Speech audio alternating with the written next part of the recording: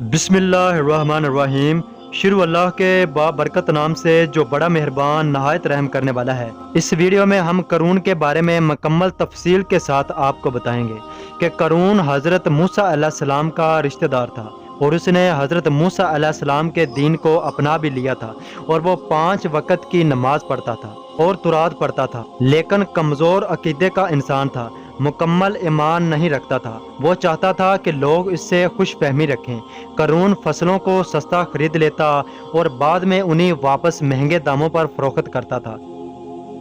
तमाम मामलात में कम तोलता, धोखा और बेइंसाफ़ी करता, सूद खाता और इंतहा से ज़्यादा लोगों पर जुल्म करता। इस तरह के काम करने से उसके पास बहुत सारी दौलत इकट्ठी हो गई थी। वो इस दौलत को हर चीज़ से ज़्यादा अजीज़ रखता था। वो इस दौलत की वजह से बहुत गुरूर व तकब्बर करता। प्यारे दोस्तों, जिसने भी अल्लाह की दी हुई नेमत की वजह से गुरूर व तकब्बर किया, अल्लाह ताला ने उसे इबरत का निशान बनाकर रख दिया।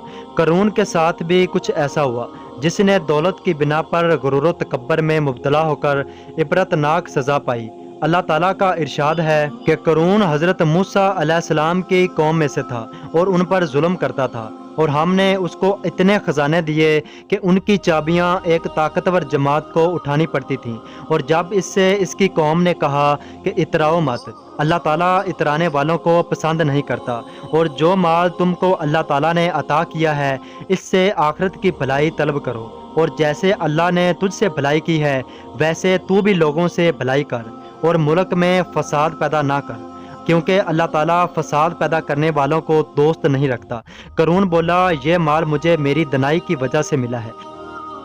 क्या इसको पता नहीं कि अल्लाह ताला ने इससे पहले कई उम्मतें हलाक कर डाली जो इससे कुव्वत में बढ़कर और जमीयत में बेशतर थी, और गुनहगारों से क्या उनके गुनाह के बारे में नहीं पूछा जाएगा। फिर एक दिन करून बड़ी आराइश और टहके से अपनी कौम के सामने निकला। जो लोग दुनिया की ज़िंदगी के तालब थे कहने लगे, जैसा मालो मताब करून को मिला है काश हमें भी ऐसा ही मिल जाए, वो तो बड़ा ही खुशकिस्मत है। और जिन लोगों को इल्म दिया गया था वो कहने लगे कि हमें बहुत अफसोस हो रहा है आपकी इस घटिया सोच पर। मोमनों और नेककारों के लिए जो सवाब अल्लाह ताला के यहाँ तैयार है वो इससे कई गुना बेहतर है, और वो सिर्फ सब्र करने वालों को ही मिलेगा। अल्लाह ताला ने करून को और इसके घर को ज़मीन में गर्क कर दिया तो कोई जमात इसकी मदद न कर सकी और ना वो बदला ले सका। और वो लोग जो कल उसके रकबे की ख्वाहिश करते थे सुबह कहने लगे कि अल्लाह ताला अपने बंदों में से जिसके लिए चाहता है रिज़्क खराज कर देता है और जिसके लिए चाहता है तंग कर देता है। बेशक अल्लाह ताला तारीफ़ के लायक है। यह भी अल्लाह ताला का हम पर एहसान है, वरना हमें भी ज़मीन में धंसा दिया जाता। काफर नजात नहीं पा सकते और परहेजगारों का नेक इंजाम होगा। अताता रहमतुल्लाह बयान करते हैं कि करून हज़रत मूसा अलैहिस्सलाम के चचाजाद था। वो बहुत जोशो जज्बे से तुरात की तलावत करता था, इसलिए लोग उसे मुनव्वर कहते थे, और ये अल्लाह ताला का दुश्मन और मुनाफिक बन गया, जैसे सामरीन ने मुनाफकत इख्तियार कर ली थी और उसे अपनी दौलत के घमंड ने तबाह बर्बाद कर डाला। बाज़ उलमा ने हज़रत मूसा अलैहिस्सलाम का चचा करार दिया है। शहर बिन खुशोब बयान करते हैं कि उसने अपनी कौम पर बर्तरी के इजहार के लिए मामूल से ज़्यादा लंबे कपड़े पहनना शुरू कर दिए थे। उसके पास बहुत ज़्यादा खजाने थे। हज़रत इब्ने अब्बास रज़ी अल्लाह ताला अन्हो से रवायत है कि करून ने एक औरत को अपने पास बुलाया और उससे कहा कि मैं तुझे बहुत माल दूंगा, तुम इस बात पर आमादा हो जाओ कि मूसा अलैहिस्सलाम ने मेरे साथ बदकारी की है। एक दिन हज़रत मूसा अलैहिस्सलाम मजमा आम में शामिल थे कि उस औरत ने इसी तरह कह दिया कि हज़रत मूसा अलैहिस्सलाम ने मेरे साथ बदकारी की है। हज़रत मूसा अलैहिस्सलाम ये बात सुनकर अल्लाह के खौफ से कांप गए। चनाचे आप अलैहिस्सलाम ने 2 रकात नमाज पढ़ी, फिर उस औरत को अल्लाह की कसम देकर पूछा कि तुमने ये बात क्यों कही है। इस औरत ने तौबा इस्तग़फ़ार करते हुए कहा, मुझे करून ने इस हरकत पर आमादा किया था और माल देने का अहद किया था। इस वक़्त हज़रत मूसा अलैहिस्सलाम ने सजदे में गिरकर करून के ख़िलाफ़ बद्दुआ की कि अल्लाह ताला ने आपको वही के ज़रिए से फरमाया कि मैंने ज़मीन को हुक्म दे दिया है कि आपके हुक्म की तमील करे। हज़रत मूसा अलैहिस्सलाम ने ज़मीन को हुक्म दिया कि इसे और इसके महल्लात को निगल जाए।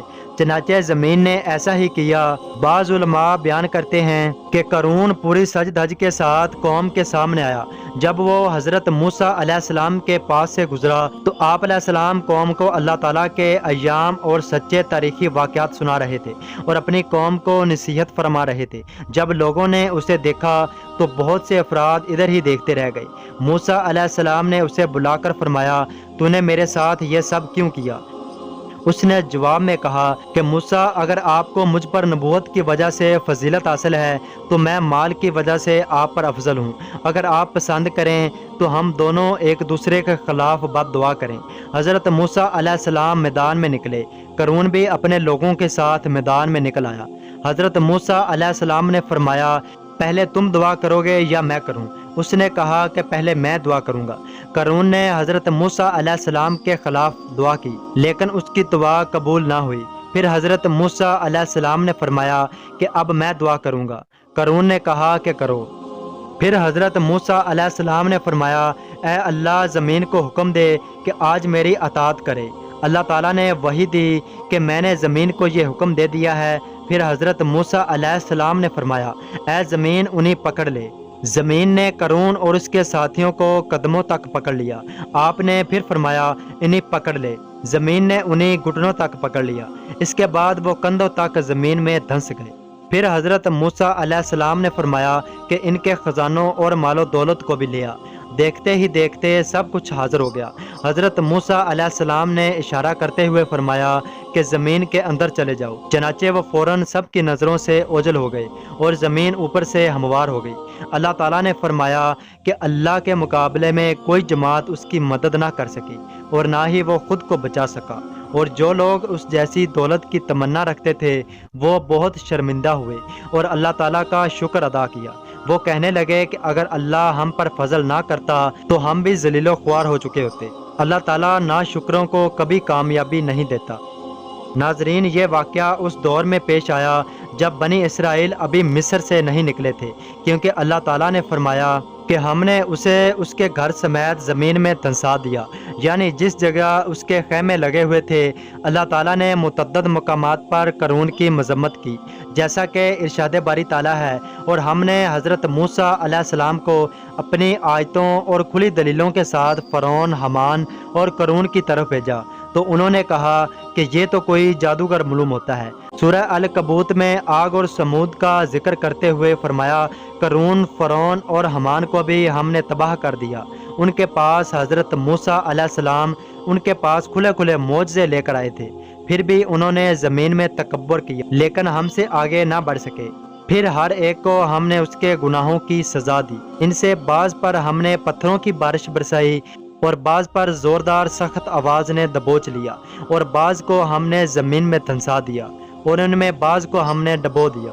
اللہ تعالیٰ ایسا نہ تھا کہ ان پر ظلم کرے، بلکہ یہ لوگ اپنی جانوں پر ظلم کرتے تھے۔